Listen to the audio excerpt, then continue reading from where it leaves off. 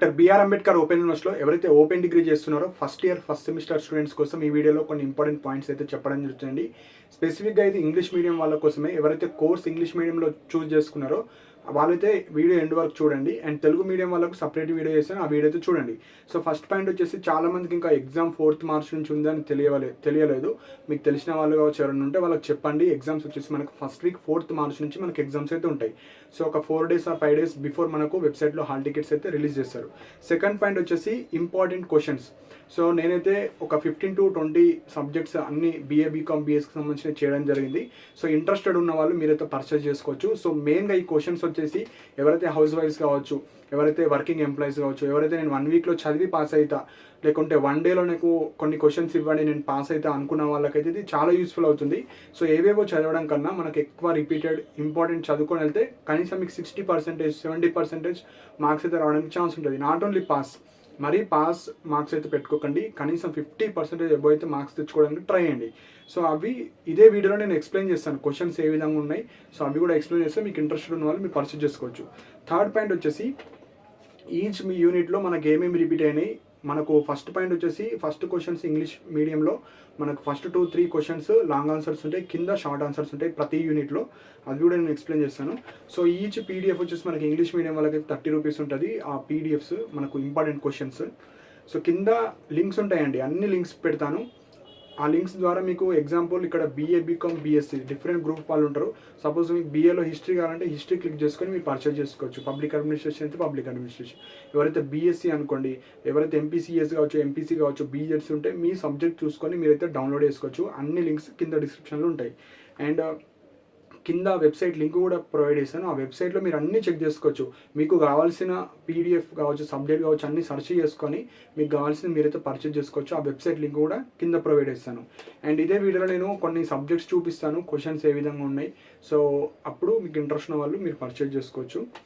And మన Telegram ఛానల్లో కూడా జాయిన్ అవ్వండి. ఇంపార్టెంట్ ఇన్స్ట్రక్షన్స్ కావచ్చు, హాల్ టికెట్స్ కావచ్చు, రిజల్ట్స్ కావచ్చు, ఏమన్నా ఫాస్ట్ అప్డేట్స్ కావచ్చు ఏమన్నా ఉంటే అందులో ప్రొవైడ్ చేస్తాను. కింద డిస్క్రిప్షన్లో ఏదైతే ఈ వీడియో చూస్తున్నారో ఇక్కడ మోర్ ఆప్షన్ క్లిక్ చేస్తే కింద డిస్క్రిప్షన్లో మీకు ఆ లింక్ ఉంటుంది. ఆ లింక్ టెలిగ్రామ్ లింక్. కొంతమందికి టెలిగ్రామ్ లేకపోతే డౌన్లోడ్ చేసుకోండి, యాప్ డౌన్లోడ్ చేసుకొని మీరు అందులో జాయిన్ అవ్వచ్చు.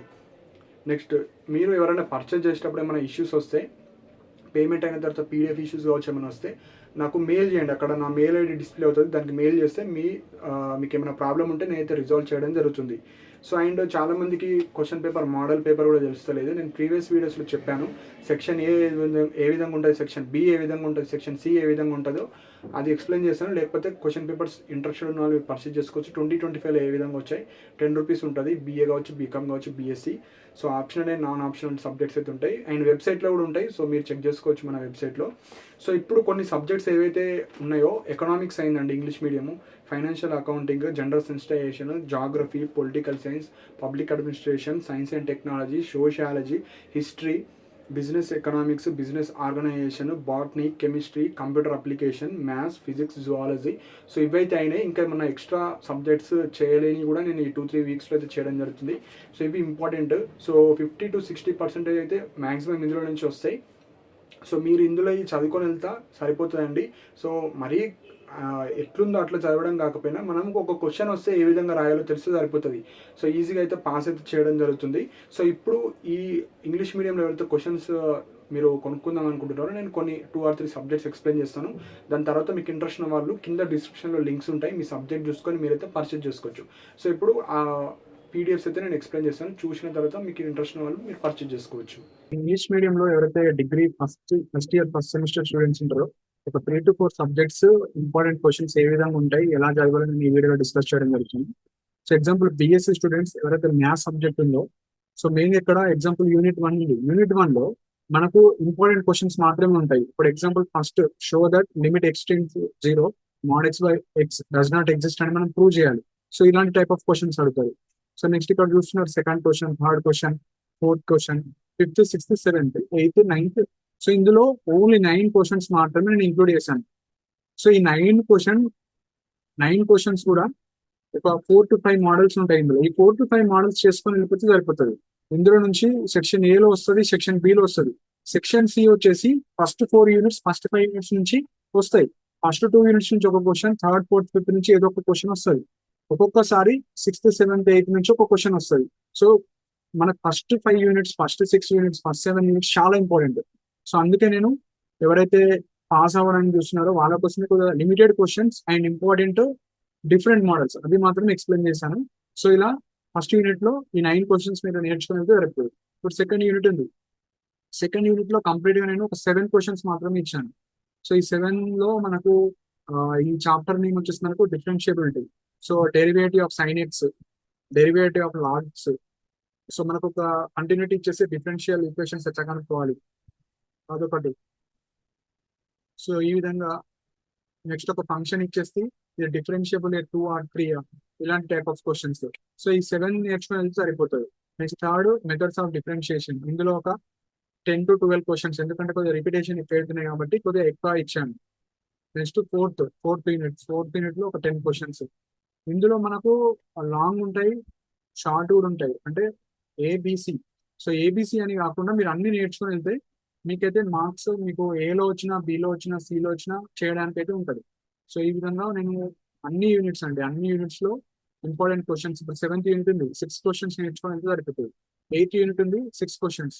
9th యూనిట్ ఒక 6 క్వశ్చన్స్. సో ఇట్లా ఎవరైతే పాస్ అవ్వాలి, నేను 1 to 2 days లో పాస్ అవ్వాలి, లేకపోతే ఒక 1 week బిఫోర్ పాస్ అవ్వాలంటే ఇందులో ఉన్నవి మాత్రం మీరు ప్రాక్టీస్ చేసుకొని వెళ్ళండి. ఇందులో నుంచి వస్తాయి 90%. ఇప్పుడు ఎగ్జాంపుల్ సైన్స్ అండ్ టెక్నాలజీ ఉంది. సో సైన్స్ అండ్ టెక్నాలజీలో మనకు Block 1 Unit 1 లో ఇప్పుడు ఫస్ట్ క్వశ్చన్ ఇక్కడ 5 స్టార్స్ ఉన్నాయని మనకు లాంగ్ అంటే ఎక్కువ ఇంపార్టెంట్. ఇది చదివిన తర్వాత నెక్స్ట్ క్వశ్చన్. ఇక్కడ ఈ సెకండ్ క్వశ్చన్ లో మనకు 5 ఉంటాయి. ఈ 5 లో మనకు 1 2 ఇట్లా చదువుకోండి. ఏవైతే స్టార్స్ ఎక్కువ ఉంటాయో వాటికి ప్రిఫరెన్స్ ఇవ్వాలి. నెక్స్ట్ థర్డ్ లో ఇండస్ట్రియల్ రెవల్యూషన్ అంటే ఏంటి, ఫోర్త్ లో మనకు ఎక్స్ప్లెయిన్ మోడర్న్ సైంటిఫిక్ రిజల్యూషన్ అంటే ఏంటి, రివల్యూషన్ అంటే ఏంటి. సో ఇది Unit 2 లో ఒక 3 క్వశ్చన్స్ ఉన్నాయి. సో ఇవి రెండు చదివిన తర్వాతనే ఈ థర్డ్ క్వశ్చన్కి వెళ్ళండి. సో అలానే ఇది వదిలేయకండి. Just basic solar system, sun అంటే ఏంది, ఎర్త్ అంటే ఏంది, అట్మాస్ఫియర్ అంటే ఏందో రాసేటట్టు ఉండాలి. ఈ 3 క్వశ్చన్స్ నేర్చుకుంటే సరిపోతుంది. నెక్స్ట్ ఫోర్త్ వచ్చేసి మనకు ఈ 4 క్వశ్చన్స్. సో అందులో ఇది ఫస్ట్ 2 ఇంపార్టెంట్. సో ఇట్లా అన్ని యూనిట్స్ కి సంబంధించి ఉంటాయి. Next computer applications. So computer application ఎవరైతే బీఎస్సీ కావచ్చు, బీకామ్ కావచ్చు, చాలా మంది తీసుకునే ఉంటారు. సో వాళ్ళ కోసం చేశాను. సో ఇది వచ్చేసి మనకు explain history of computers, next explain generations of computers కావచ్చు. ఫస్ట్ యూనిట్ లో 4 క్వశ్చన్స్. సో ఈ 4 క్వశ్చన్స్ సరిపోతుంది. Next classification of computers, next hardware అంటే ఏంటి, సాఫ్ట్వేర్ అంటే ఏంటి. సో ఇది షార్ట్ గా మనకు రావచ్చు. సో 3 స్టార్స్ ఉన్నాయి, షార్ట్ గా రావచ్చు. కొద్దిగా 5 స్టార్స్ ఉన్నాయి, ఎక్కువ ఇంపార్టెంట్. సో సెకండ్ యూనిట్ లో 4 క్వశ్చన్స్, థర్డ్ యూనిట్ లో ఒక 4 క్వశ్చన్స్. సో అట్లా బ్లాక్ 2 లో మనకు 4 క్వశ్చన్స్. సో ఎవరైతే పాస్ మందమే చూస్తే మీరు Block 1 లో ఉన్న అన్ని యూనిట్స్, అన్ని క్వశ్చన్ చదువుకుని వెళ్ళిపోయినా సరిపోతుంది. సో ఇది మనకు కంప్యూటర్ అప్లికేషన్స్. నెక్స్ట్ వచ్చేసి సోషాలజీ. ఎవరైతే బిఏ వాళ్ళు ఉంటారో, సో బిఏ వాళ్ళ ఎగ్జాంపుల్ ఇక్కడ. So French and industrial revolution లో మనకు ఒక 4 క్వశ్చన్స్ ఉన్నాయి. సో ఈ 4 లో కూడా మనకు ఫస్ట్ 3 ఇంపార్టెంట్, ఇవి చదువుకొని వెళ్ళండి. టైం ఉంటే ఇది కూడా చదువుకొని వెళ్ళండి. సో ఇట్లా ప్రతి యూనిట్ లో ఉండే ఇంపార్టెంట్ క్వశ్చన్స్ ఏమేమి చదవాలి అవి మాత్రమే నేను ఇచ్చానండి. అంటే ఎక్కువ చదివితే మళ్ళీ మర్చిపోతారు, అందుకే నేను లిమిటెడ్ మాత్రం ఇచ్చాను, ఎక్కువ రిపీటెడ్ అయింది. ఇప్పుడు ఎగ్జాంపుల్ ఇక్కడ ఎలిమెంట్స్ ఆఫ్ సోషల్ స్ట్రక్చర్స్ ఉంది. అందులో సోషల్ గ్రూప్ అడగచ్చు, సోషల్ నామ్ అనొచ్చు, వాల్యూస్ అడగచ్చు. సో ఇది 3 ఇంక్లూడ్ చేసాం. సో ఈ 3 చదువుకొని వెళ్తే పక్క ఒక క్వశ్చన్ వస్తుంది. Next elements of social system కావచ్చు, characteristics, what is mean by social function, ఇది షార్ట్ కింద రావచ్చు. సో ఇట్లా అన్ని చాప్టర్స్ సంబంధించిన ఇచ్చాను. మీకు నచ్చిన చాప్టర్స్, ఈజీ ఉన్న చాప్టర్స్ మీరు చదువుకోవచ్చు. అదే బీకామ్ స్టూడెంట్స్ అనుకోండి.